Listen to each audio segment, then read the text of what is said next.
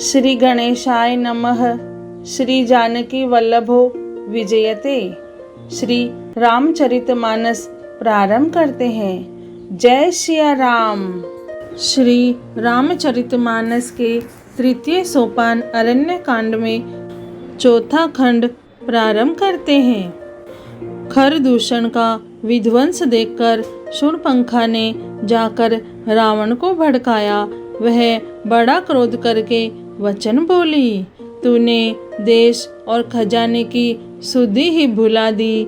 शराब पी लेता है और दिन रात पड़ा सोता रहता है। तुझे खबर नहीं है कि शत्रु तेरे सिर पर खड़ा है। नीति के बिना राज्य और धर्म के बिना धन प्राप्त करने से, भगवान को समर्पण किए बिना उत्तम कर्म करने से और विवेक उत्पन्न किए बिना विद्या पढ़ने से परिणाम में श्रम ही हाथ लगता है। विषयों के संग से सन्यासी, बुरी सलाह से राजा, मान से ज्ञान, मदिरा पान से लज्जा, नम्रता के बिना नम्रता न होने से प्रीति और मद अहंकार से गुणवान शीघ्र ही नष्ट हो जाते हैं। इस प्रकार नीति मैंने सुनी है। शत्रु, रोग, अग्नि, पाप, स्वामी और सर्प को छोटा करके नहीं समझना चाहिए। ऐसा कहकर शूर्पणखा अनेक प्रकार से विलाप करके रोने लगी। रावण की सभा के बीच वह व्याकुल होकर पड़ी हुई बहुत प्रकार से रो रो कर कह रही है कि अरे दशग्रीव, तेरे जीते जी मेरी क्या ऐसी दशा होनी चाहिए। शूर्पणखा के वचन सुनते ही सभासद अकुला उठे। उन्होंने शूर्पणखा की बाह पकड़कर उसे उठाया और समझाया। लंकापति रावण ने कहा, अपनी बात तो बता, किसने तेरे नाक कान काट लिए। वह बोली, अयोध्या के राजा दशरथ के पुत्र, जो पुरुषों में सिंह के समान है, वन में शिकार खेलने आए हैं। मुझे उनकी करनी ऐसी समझ पड़ी है कि वे पृथ्वी को राक्षसों से रहित कर देंगे। जिनकी भुजाओं का बल पाकर हे दशमुख मुनि लोग वन में निर्भय होकर विचरने लगे हैं। वे देखने में तो बालक है, पर है काल के समान। वे परम धीर, श्रेष्ठ धनुर्धन और अनेकों गुणों से युक्त हैं। दोनों भाइयों का बल और प्रताप अतुलनीय है। वे दुष्टों के वध करने में लगे हैं और देवता तथा मुनियों को सुख देने वाले हैं। वे शोभा के धाम हैं। राम ऐसा उनका नाम है। उनके साथ एक तरुणी सुंदरी स्त्री है। विधाता ने उस स्त्री को ऐसी रूप की राशि बनाया है कि 100 करोड़ रति कामदेव की स्त्री उस पर निछावर है। उन्हीं के छोटे भाई ने मेरे नाक कान काट डाले। मैं तेरी बहन हूँ, यह सुनकर वे मेरी हंसी करने लगे। मेरी पुकार सुनकर खरदूषण सहायता करने आए, पर उन्होंने क्षण भर में सारी सेना को मार डाला। खरदूषण और त्रिशिरा का वध सुनकर रावण के सारे अंग जल उठे। उसने शूर्पणखा को समझाकर बहुत प्रकार से अपने बल का बखान किया, किंतु मन में वह अत्यंत चिंतावश होकर अपने महल में गया। उसे रात भर नींद नहीं पड़ी।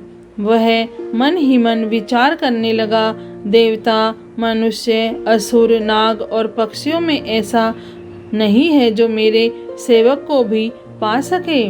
खरदूषण तो मेरे ही समान बलवान थे। उन्हें भगवान के सिवा और कौन मार सकता है। देवताओं को आनंद देने वाले और पृथ्वी का भार हरण करने वाले भगवान ने ही यदि अवतार लिया है, तो मैं जाकर उनसे हठपूर्वक वैर करूँगा और प्रभु के बाण के आघात से प्राण छोड़कर भवसागर से तर जाऊंगा। इस तामस शरीर से भजन तो होगा नहीं, अतएव मन, वचन और कर्म से यही दृढ़ निश्चय है। और यदि वे मनुष्य रूप कोई राजकुमार होंगे तो उन दोनों को रण में जीतकर उनकी स्त्री को हर लूँगा। यूँ विचार कर रावण रथ पर चढ़कर अकेला ही वहाँ से चला जहाँ समुद्र के तट पर मारीच रहता था। शिवजी कहते हैं कि हे पार्वती, यहाँ श्री रामचंद्र जी ने जैसी युक्ति रची वह सुंदर कथा सुनो।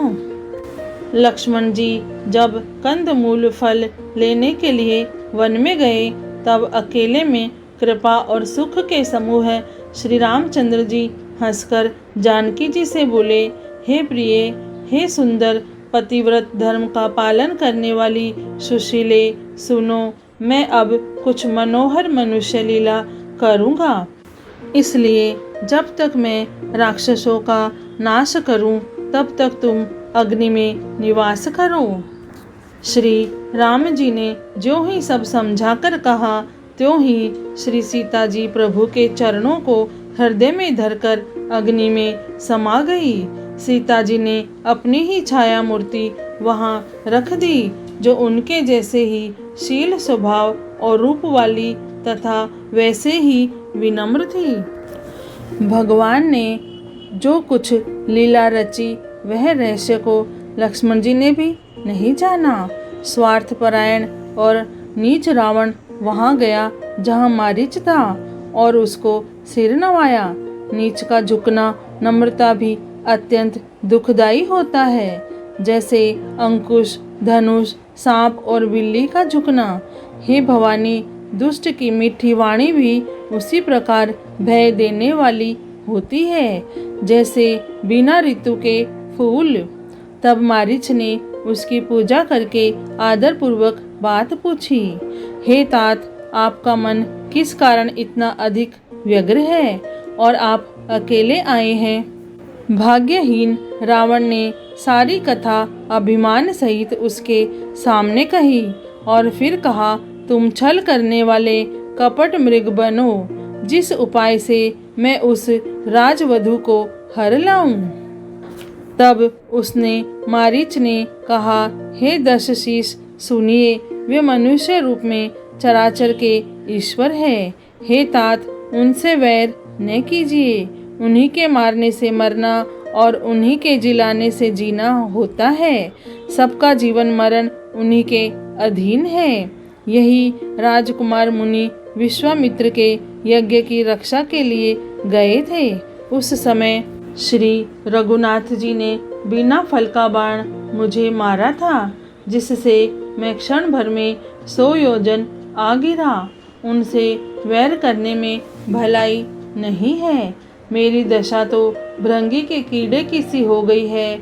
अब मैं जहाँ तहाँ श्री राम लक्ष्मण दोनों भाइयों को ही देखता हूँ। और हे तात, यदि वे मनुष्य हैं तो बड़े ही शूरवीर है। उनसे विरोध करने में पूरा न पड़ेगा, सफलता नहीं मिलेगी। जिसने ताड़का और सुबाहु को मारकर शिवजी का धनुष तोड़ दिया और खरदूषण और त्रिशरा का वध कर डाला, ऐसा प्रचंड बलि भी कहीं मनुष्य हो सकता है। अतः अपने कुल की कुशल विचार कर आप घर लौट जाइए। यह सुनकर रावण जल उठा और उसने बहुत सी गालियां दी, दुर्वचन कहे।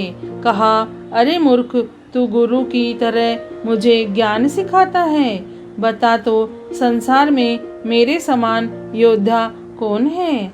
तब मारीच ने हृदय में अनुमान किया कि शस्त्री, शस्त्रधारी, मर्मी, भेद जानने वाला, समर्थ, स्वामी, मूर्ख, धनवान, वेद्य, भाट, कवि और रसोइया, इन 9 व्यक्तियों से विरोध वैर करने में कल्याण कुशल नहीं होता।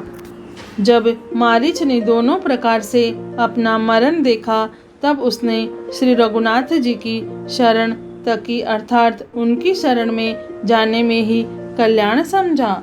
सोचा कि उत्तर देते ही ना ही करते ही यह अभागा मुझे मार डालेगा, फिर श्री रघुनाथ जी के बाण लगने से ही क्यों न मरूं।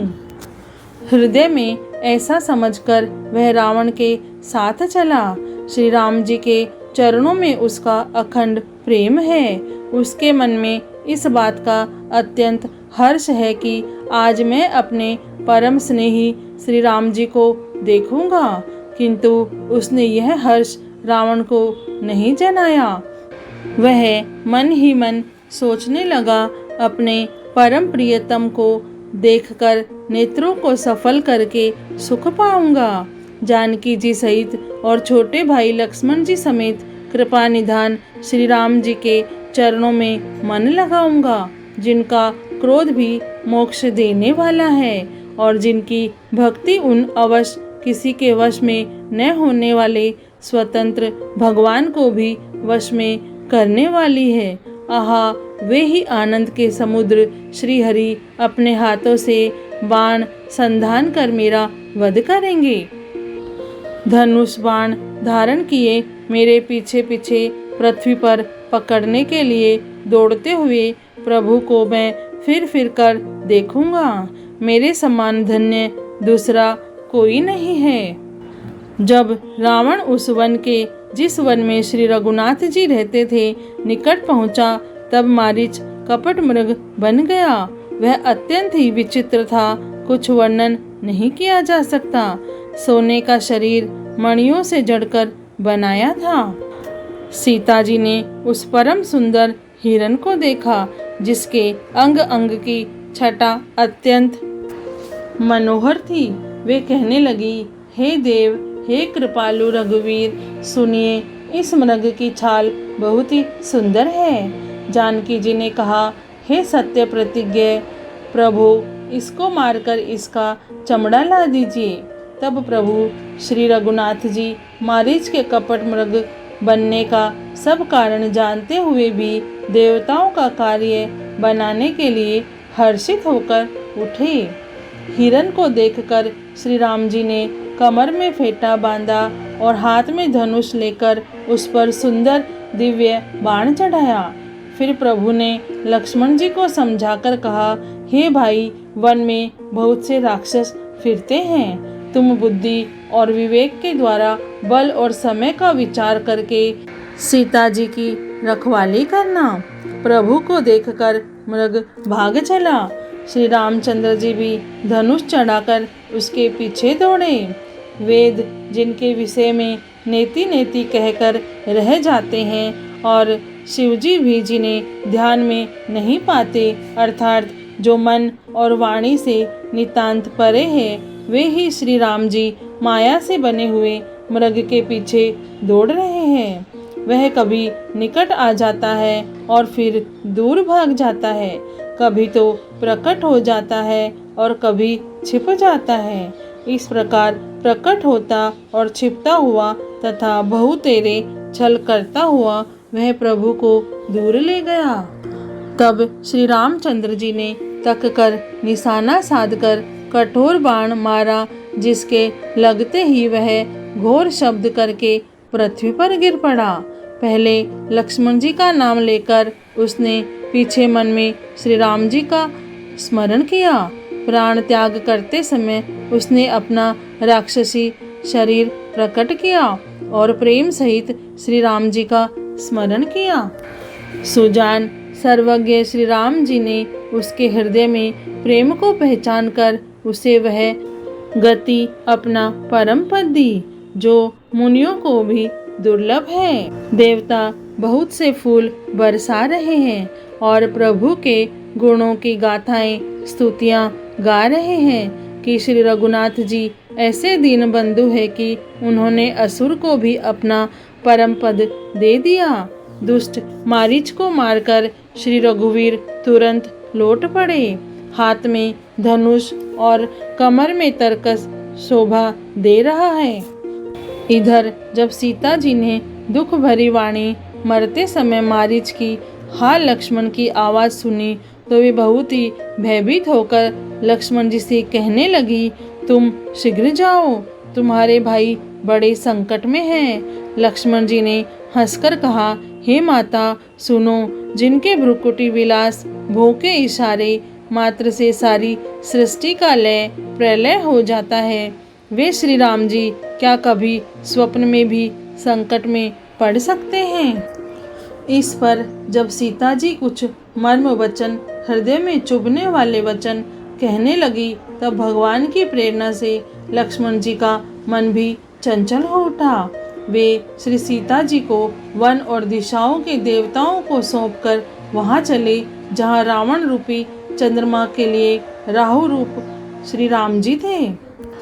रावण सूना मौका देखकर यति सन्यासी के वेश में श्री सीता जी के समीप आया, जिसके डर से देवता और दैत्य तक इतना डरते हैं कि रात को नींद नहीं आती और दिन में भरपेट अन्न नहीं खाते। वही 10 सिर वाला रावण कुत्ते की तरह इधर उधर ताकता हुआ भड़ियाई चोरी के लिए चला। काकभूषणी जी कहते हैं, हे गरुड़ जी, इस प्रकार कुमार्ग पर पैर रखते ही शरीर में तेज तथा बुद्धि एवं बल का लेश भी नहीं रह जाता। सूना पाकर कुत्ता चुपके से बर्तन भाड़ों में मुंह डालकर चुरा ले जाता है, उसे भड़ियाई कहते हैं। रावण ने अनेकों प्रकार की सुहावनी कथाएं रचकर सीता जी को राजनीति, भय और प्रेम दिखलाया। सीता जी ने कहा, हे यति गोसाई, सुनो, तुमने तो दुष्ट की तरह वचन कहे। तब रावण ने अपना असली रूप दिखलाया और जब नाम सुनाया तब तो सीता जी भयभीत हो गई। उन्होंने गहरा धीरज धरकर कहा, अरे दुष्ट, खड़ा तो रहे, प्रभु आ गए। जैसे सिंह की स्त्री को तुच्छ खरगोश चाहे, वैसे ही अरे राक्षस राज, तू मेरी चाह करके काल के वश हुआ है। ये वचन सुनते ही रावण को क्रोध आ गया, परंतु मन में उसने सीता जी के चरणों की वंदना करके सुख माना। फिर क्रोध में भरकर रावण ने सीता जी को रथ पर बैठा लिया और वह बड़ी उतावली के साथ आकाश मार्ग से चला, किंतु डर के मारे उससे रथ हाँका नहीं जाता था। सीता जी विलाप कर रही थी, हा जगत के अद्वितीय वीर रघुनाथ जी, आपने किस अपराध से मुझ पर दया भुला दी। हे दुखों के हरने वाले, हे शरणागत को सुख देने वाले, हा रघुकुल रूपी कमल के सूर्य, हा लक्ष्मण, तुम्हारा दोष नहीं है। मैंने क्रोध किया, उसका फल पाया। श्री जानकी जी बहुत प्रकार से विलाप कर रही है। हाय, प्रभु की कृपा तो बहुत है, परंतु वे स्नेही प्रभु बहुत दूर रह गए हैं। प्रभु को मेरी यह विपत्ति कौन सुनावे। यज्ञ के अन्न को गदहा खाना चाहता है। सीता जी का भारी विलाप सुनकर जड़ चेतन सभी जीव दुखी हो गए। गिरिधराज जटायु ने सीता जी की दुख भरी वाणी सुनकर पहचान लिया कि ये रघुकुल तिलक श्री रामचंद्र जी की पत्नी है। उसने देखा कि नीच राक्षस इनको बुरी तरह लिए जा रहा है, जैसे कपिला गाय मलेच्छ के पाले पड़ गई हो।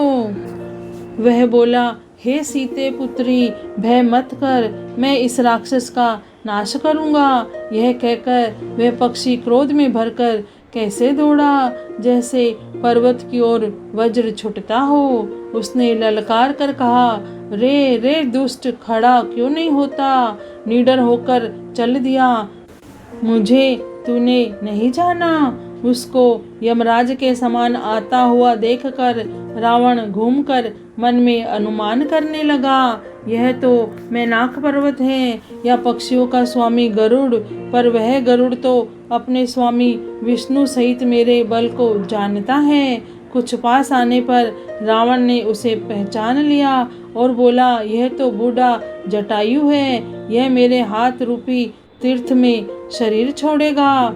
यह सुनते ही गिद्ध क्रोध में भरकर बड़े वेग से दौड़ा और बोला, रावण, मेरी सिखावन सुन, जानकी को छोड़कर कुशल पूर्वक अपने घर चला जा, नहीं तो हे बहुत भुजाओं वाले, ऐसा ही होगा कि श्री राम जी के क्रोध रूपी अत्यंत भयानक अग्नि में तेरा सारा वंश पतिंगा होकर भस्म हो जाएगा। योद्धा रावण कुछ उत्तर नहीं देता। तब गिद्ध क्रोध करके दौड़ा। उसने रावण के बाल पकड़कर उसे रथ के नीचे उतार लिया। रावण पृथ्वी पर गिर पड़ा। गिद्ध सीता जी को एक ओर बैठाकर फिर लोटा और चोंचों से मार मार कर रावण के शरीर को विदीर्ण कर डाला। इससे उसे एक घड़ी के लिए मूर्छा हो गई। श्री रामचरितमानस के तृतीय सोपान अरण्य कांड में चौथा खंड पूर्ण हुआ। जय श्री राम, जय सिया राम।